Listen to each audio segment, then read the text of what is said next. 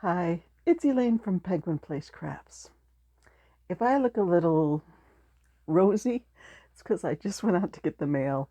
It's 42 degrees with a very strong wind blowing, and the kind of weather that just bites at your face. So it's like, oh, it felt so good to come back inside. I was sort of cold inside before that, but coming back in, it's like, oh, it's so warm in here. So if you're feeling cold in your house, all you need to do is go outside. Then when you come back in, you'll feel warm. I've just been hanging out today, getting some projects done from my latest scrap yarn challenge, the scrap can challenge. That's what the yarn looked like once it was all caked up. I started at 10.4 ounces. I'm down to about half that now. I finished 2 items today. I had this idea. Okay, let's take this book that I've got. It's, I think, 10 crochet projects that are specifically made with Vanna's Choice yarn. They show all of the colors and say, okay, this is the color you use for this and this, but some of those colors aren't available anymore. I don't have all that much Vanna's Choice yarn, so I just use whatever I've got on hand. So I'm looking through it, like, what can I make with the scrap yarn? Now I've got like the blue fuzzy stuff and some pinks and sort of dark purplish pink. What could I make?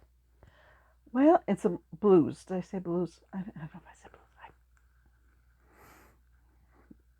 My brain is still a bit chilly from being outside. Yeah, that's the excuse. Leafing through, I'm like, I could make a fuzzy monkey with that blue yarn.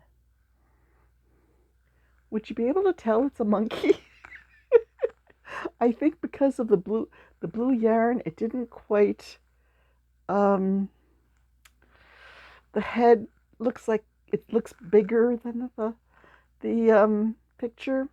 He does have a long tail. Once I got going, I realized that I wasn't going to have enough to do the head and the body and the legs and all that. So I went through my. I was just thinking, okay, what's going to be about as thick as this yarn here? I've got that Yarn Bee Italia. I probably 15 years ago, I don't know, it was probably more than 10 years ago, answered a Facebook Marketplace ad where someone had over 20 skeins of Yarn Bee Italia that they were willing to let go for $20. So I met this lady in the grocery store parking lot. She hands me this big box of yarn. I hand her the $20. We're done. I think there were about 26 skeins of yarn in there. This is Italia Naples. I have at least one other shade, and I've used it over the years in different things. I made myself a scarf. I made a hedgehog for my granddaughter. I made a unicorn, which still hasn't sold. But I pulled that out and did that for the body and the arms and the legs. It's got like the cool, I should do a fuzzy snake with that. See if I get the spiral effect on a fuzzy snake. I did embroidered eyes rather than safety eyes because this is just so soft and squishy and like velvety that I wanted to make sure it was baby safe. As long as baby isn't scared by this strange looking monkey, and it's got a very long monkey tail. Well, since I was into non-traditional colors, I made a pink chicken. But it's sort of appropriate because it's a pink heart chicken. It's like, I could make a few more of those. That worked up quickly, and I think that might sell nicely. So,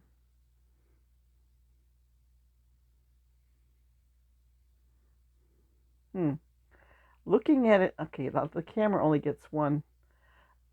Looking at it straight on, looks like the head is like this. Yeah, I definitely one maybe if I put that like that, one safety eye looks like it's just a little bit lower than the other. So it's a wonky chicken. It's a wonky pink chicken. So that's all I finished today. I did put in some work on my sweater.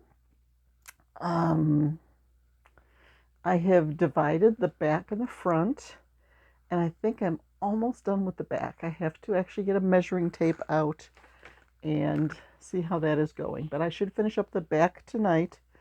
Have to do the shoulder shaping and then start with the front panels. So it's just getting a little bit more awkward to work on it because I've got the back panel that I'm working on, and I've got um, the fronts on those big stitch holders, and I'm trying to keep them from flopping off to the side. I'm looking on the ground, and there's a piece of glittery silver elastic string. I'm not sure where it came from, but I'm thinking I could take that. Let me get a sip. I put a flavor stick into some water in a Gatorade bottle. There's not a Gatorade. Doesn't have Gatorade in it.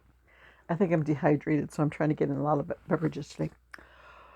I'm thinking if I took this sweater and like rolled it up from the bottom, rolled it up so that oh, but I wouldn't be able to.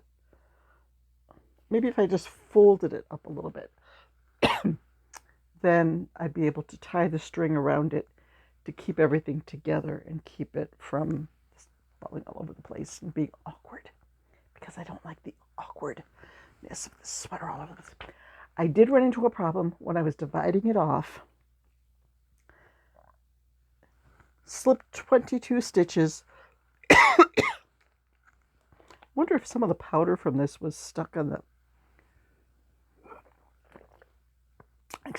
edge, because now I'm getting the cough like I got some powder stuck in my throat. Slip 22 stitches to the first stitch holder. Knit 44, slip 22. 22 plus 22 should be 88. I thought I had accurately counted 88 stitches. Slip 22, knit 44. Slipped 14. I'm 8 stitches shy. I'm not going to tear it out and redo it. So I undid 8 stitches from the back and slipped them onto the stitch holder also. And the back is going to be a little narrower, so hopefully it still works out. 8 inches, 8 stitches. What was it? It might be off by a few, like 3 or 4 inches, but the yarn should stretch. Knit stretches, so I'm hoping it'll still work out okay. I should know within a day or two. So it's 5:16. The temperature has been falling all day. It started out with rain and wind, and now it's down to 42 degrees. It's still windy out there. It's supposed to start snowing, and they're saying that we could get over a foot of snow. But the forecast that I just looked at said that the bulk of the snow is going to fall south of this one highway, major road.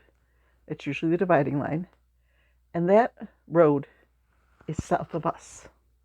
So maybe we will avoid the brunt of the storm. Maybe we're far enough north that we're not south towns enough to get it. That'd be nice. A little bit of snow, make things look clean and pretty, that'd be okay. But 2 feet, that's pushing it. You know, the family's coming in for the weekend. I want them to have safety in travels. I want to be able to go out and do stuff with them. Like we were talking about going out for a family dinner. I don't want to be stuck at home, huddled in front of the wood stove, waiting for the storm to stop. But then in about two weeks, 2.5 weeks, 2.5 weeks to family Christmas. Guess who needs to get some shopping done in case Amazon sends stuff slowly? Yeah, I need to get going on that. Okay. Oh, time's going too fast. So that is about all I've gotten done today. I am working on a punny item that I saw on Traveler's Wheel last week. A pattern is available, but I figured I could wing it. I could make that without buying a pattern. So that's what I'm trying to do right now. So I don't know if I'll get a video in tomorrow. In the morning, I've got to make the squash and the gluten-free stuffing. And keep that warm, put it in a cooler to try to keep it warm. Go over to my daughter's house. I don't know if I'll be able to have oven space to reheat it. Go over there, spend the day there for dinner, and then we'll see if the weather allows us to come home. I will pack a craft bag, but I'm not going to pack. We were planning on taking like some blankets in the car in case we do get stranded there and have to stay overnight. They've already got a family of 5 coming in to stay, so they might be running sort of low on blankets. So we'll take some blankets in case we have to camp out on the couches. But I don't know if I'll be able to make videos. I'm not going to take my microphone and my phone stand and my lights and all that. So we'll see. It's all up in the air. That's how Buffalo weather is. You can make plans. You can make plans all you want. But if you get caught, if a blizzard rolls in, your plans are going to change. I grew up in this area. The blizzard of '77 is famous in our Buffalo area. I was 16 at the time. School was closed for a couple of weeks. It came in February.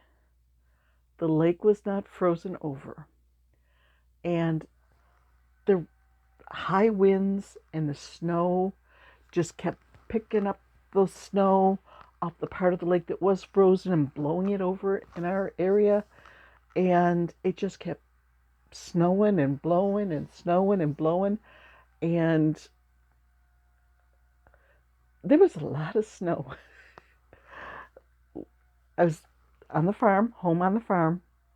In order to get to the cows, like we had to take buckets of water out to boiling water to pour onto the water trough to try to keep the water open for the cows to drink. And, had to walk out to the barn to give them hay. My brother had to literally dig a tunnel through like a 6-foot tall snowbank.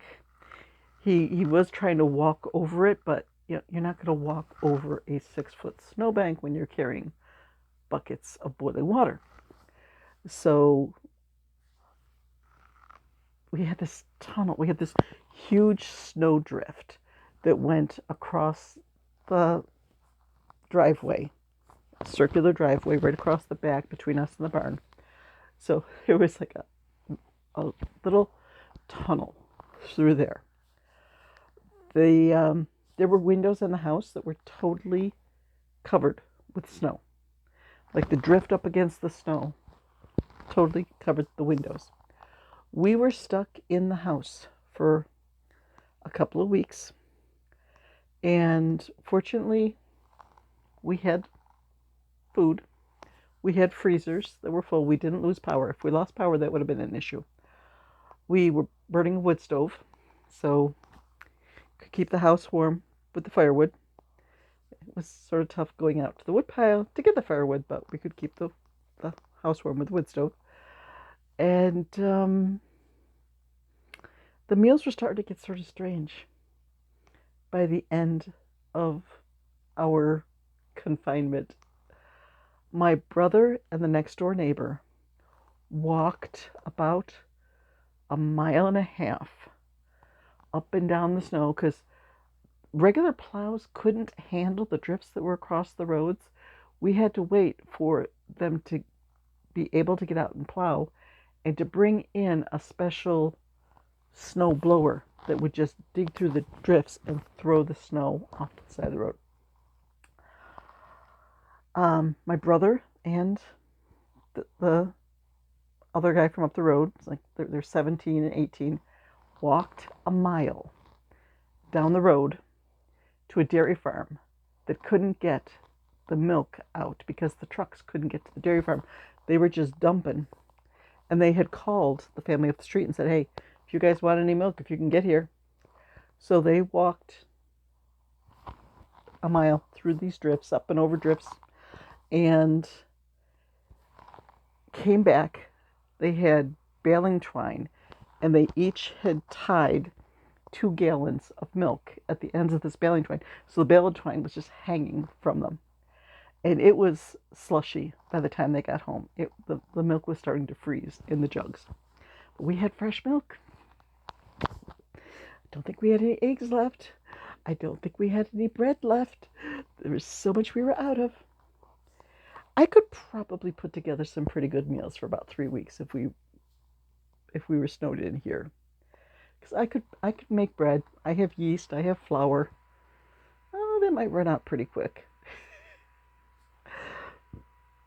I think the longest we have been stuck here was about a week when there was a storm that we called the October surprise.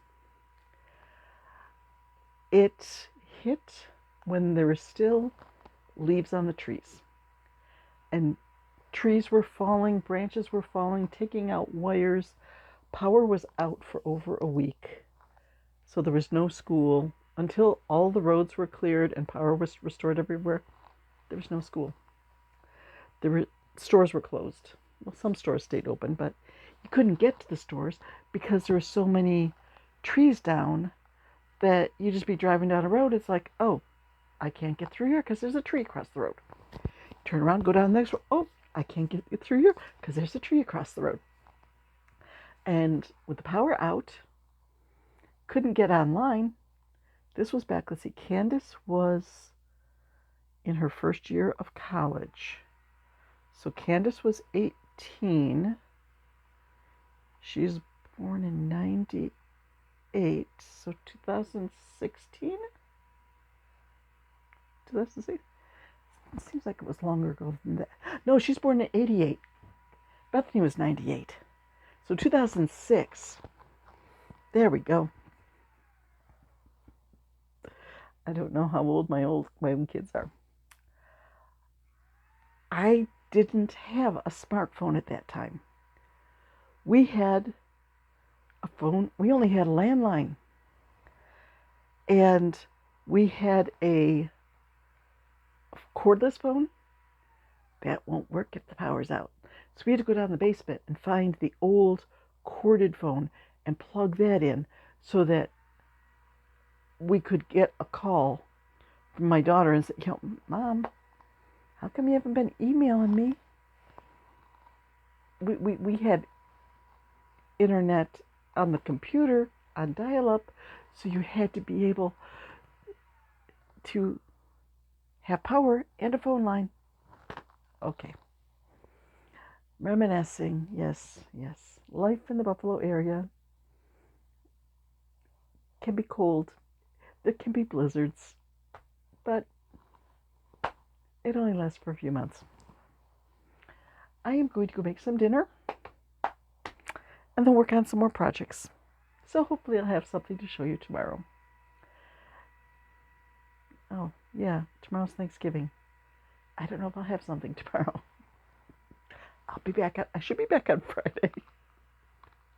If I'm not snowed in at my daughter's house. Bye-bye.